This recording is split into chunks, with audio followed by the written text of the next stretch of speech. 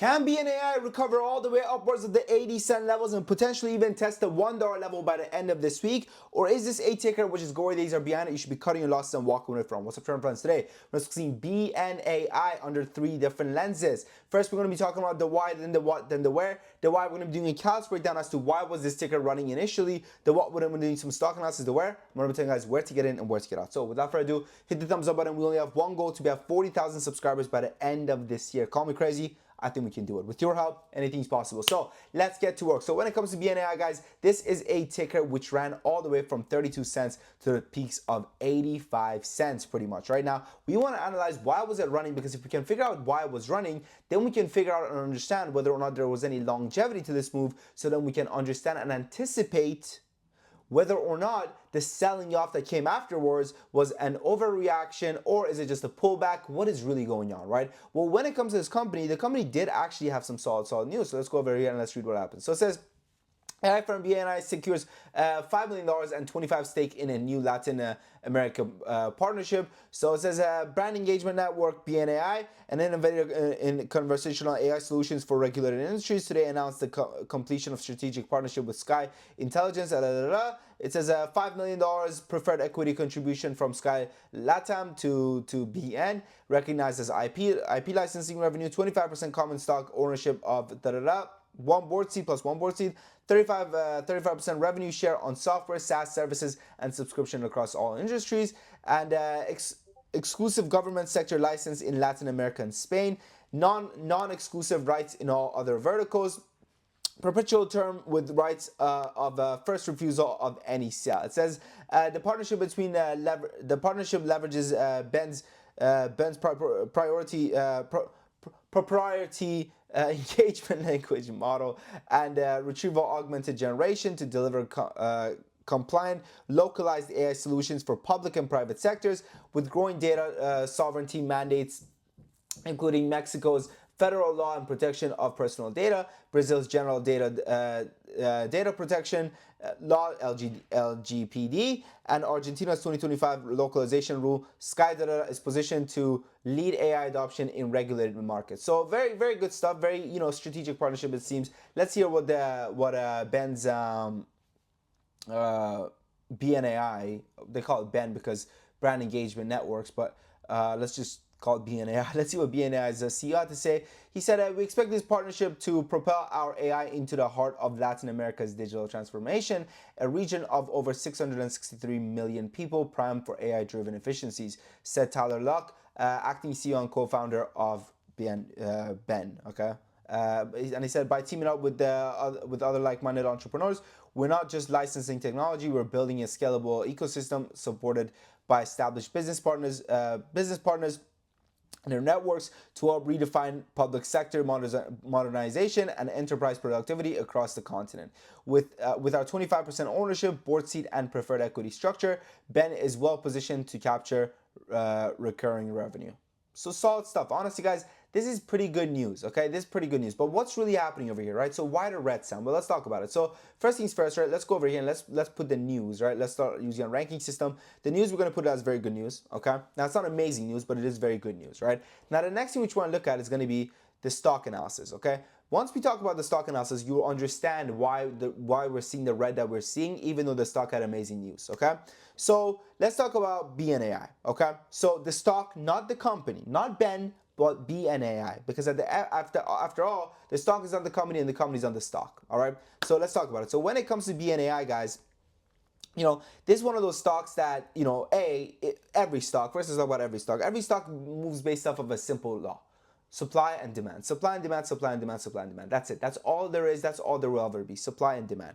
When there's limited supply and demand increases, prices shoot up. That's it. When there's a limited amount of supply and demand increases, prices go up. Okay? When there's a limited amount of demand and supply increases, supply increases, prices go down. Why? Because there's more of this thing that this many people wanted, now they want it less. It's that simple, right? Or rather, it's more excessively available, therefore there is more competition to sell the product than for the buyers to buy. So the demand kind of almost flips, right? The demand side kind of falls on, the seller's demand for getting rid of the products rather than the purchaser's demand of saying, hey, I want one, but there's not that many there. So I'm willing to pay a higher price. All right. So first thing we want to figure out is how much supply does Bnai even have in this supply and demand equation. So it has a free float of approximately 28 million shares, putting its market cap a little bit less than 15 million right now. Okay. So very, very volatile as well. So that's also very good, right? Now the reality is the volatility is a double-edged sword because just as fast as it comes, just as fast it goes away. Not volatility, but the stock price, right? That means that just as fast as things pump up, just as fast things can pump down and die down, okay? So its volatility we're going to set as amazing. Now, the next thing we want to look at is going to be what are the odds that the company is right now meddling with the supply? What are the odds that right now the company is going ahead and they're adding more shares into the supply? How do we do so? Well, the first thing we want to analyze is going to be, does the company have financial motivations to do so or not? Well, when we take a look at the company's numbers, they do. Why? Because this company's broke. The company right now, these numbers are based off of their most recent SEC filings. The company right now has negative $5.24 million in the bank, and they're burning $7.7 million every single quarter, leaving their cash to 0 months. They got no money. They're literally broke. They have no money. So what does this lead them to do? Well, this leads them to go ahead and add more shares to that supply, sell more shares to the supply. And look at this. Historically, they've had a medium amount of, doing so, right? Medium track record of doing so. But right now, their overhead supply is massive, meaning there are a lot of people that are holding on to warrants and they're just ready to dump it into the markets when it comes to BNAI. So the odds of dilution becomes very, very bad, right? The odds of them rug pulling us right now becomes very, very bad. And this is what I believe we're seeing right now. I believe that what we're seeing right now with the price volatility is a lot of investors who previously had bought warrants, right, for let's say it was trading at 50 cents and then they bought it for, let's say, 60 cents or something like that, right? 60-cent warrants or whatever maybe. Let's take a look at the warrants real quick, right? Because I think that this is going to be something that we can kind of pinpoint actually.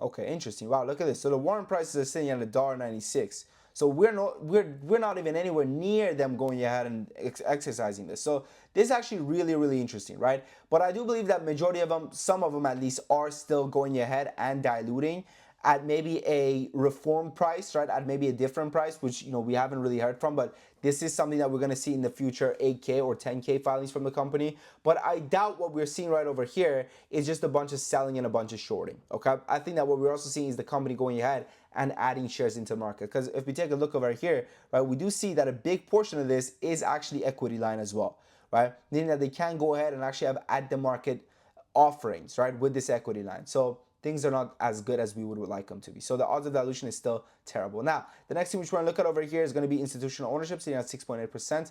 Sub 10%, that's terrible. But you know what, man? We're going to put it just as bad, okay? We're just going to put it as bad. We're going to be kind right now. We're going to put it as bad. The short interest, let's take a look at the short interest. Let's see how the short interest has been increasing or decreasing.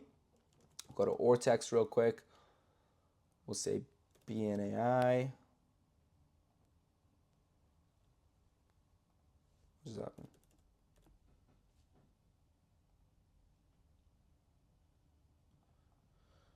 Past 7 days. Interesting. So today the short interest has actually decreased by 5%, and it's been relatively flat as well.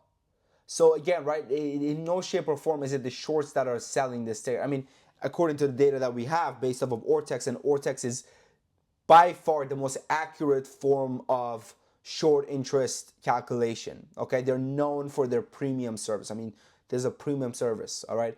And yeah, so that's interesting. The short interest has actually dropped. So again, I do believe that allegedly it's them going ahead and diluting. But the short interest dropping is actually a good sign. That means that the shorts are actually leaving. They're fleeting. You want the shorts to be fleeting. You don't want the shorts to be adding to their position, because that shows that the opposition has strength. The opposition believes. So the same way where we go ahead and we buy a stock when it's cheap, shorts go ahead and short a stock when they think it's expensive. We don't want them to think it's expensive. We want them to think that it's cheap and agree with us that it's cheap. Okay? Both sides can agree when something is cheap, all right, in an ideal world, right? Of course, there's going to be some of the shorts that are just stupid and they're shorting anything, but majority of shorts, the same way as majority of, well, not majority of longs, but majority of shorts have an understanding of, okay, well, what's really going on? At least big money, right? Big money understands, okay, well, this is kind of, undervalued right now. Let's not short it. There's that. Now let's talk about the charts.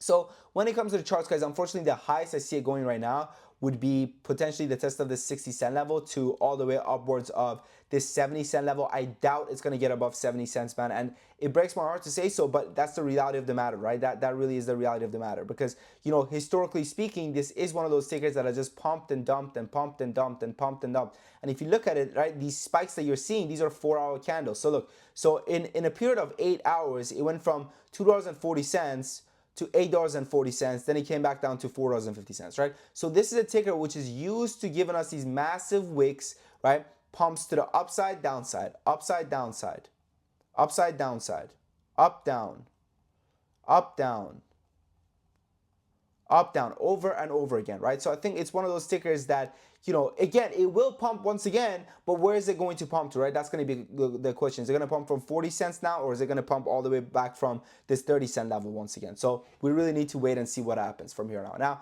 what I would do is I would close majority of my position for the test of this 68 to 70 cent range. So anything above 63 cents, 64 cents-ish, 63 cents-ish, I'll go ahead and I'll close out my position. And the rest, I would just kind of, you know, I would hold on and hope for another pump to the upside and potentially even average down if it gets closer to 25 cents-ish. Okay, that's what I would do. Again, that's what I would do. Doesn't mean you should do the same thing. It's just what I would do. Now, listen, if you're tired of losing, if you're tired of getting your butt whooped every single morning and you need some guidance, that's okay. That's okay. There's no such thing as accepting defeat. It's just being resourceful and using the tools that are available to you. All right, check out our community. Our community, we show you exactly, we tell you, we alert you directly to your phone when to get in, when to get out, how much to buy based off of how big your portfolio is, where to set a stop loss, every single thing. We have, let me show you what our Discord looks like. It'll be easier to just show you guys. So we have, if you look over here, we have day trade alerts, we have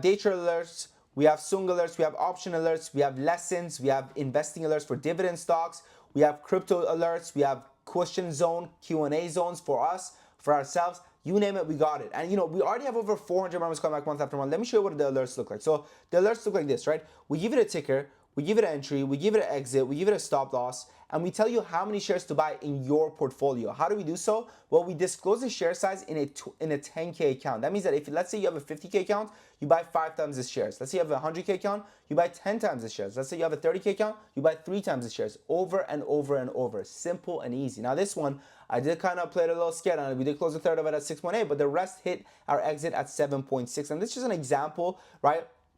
And over here, I explained the importance of, you know, dynamic position sizing. So if you guys want to watch this, if you guys want to learn something, read this right over here, right? And I will tell you guys this, right? When it comes to our community, there's a reason people are coming back, man. Previously, back in the day, we used to do a 7-day free trial, okay? And you know, people loved it, right? Read what my man said. My man Wilson said, "Hi Sam, thank you for our work on our community. My 7 days trial finish was great. I think I can afford a membership out to speak." He brought in $7,000 in 7 days. Do you think it's coming back for more? I think it's coming back for more. Now, we no longer do a 7-day free trial. Now, we do a 2 weeks free trial and a 30 days money back guarantee. That's what we do now. Look at this. Decent swing, a bull pick. Beautiful, beautiful, beautiful. 3,500. Who's bull pick? Bull pick is another mentor in our community. Shout out Hamza, says ASST locked in profit $362. MVTS locked in profits from yesterday's. Beautiful, beautiful, beautiful, man. Again, there's a reason why people are coming. Yusuf says, you guys can pause it and read these, man. You know, I'm not going to go through all of them. Lily Didn't Kill Yourself says, I know you hate Robin and Sam, but first day here, I'm more than impressed. Thank you so much for all you do and excited to go through the teaching materials you have shared. Beautiful, beautiful, beautiful. Lulu says, sold a little early, but green is green. So grateful for your help. Da, da, da. Joining this team has been the best decision.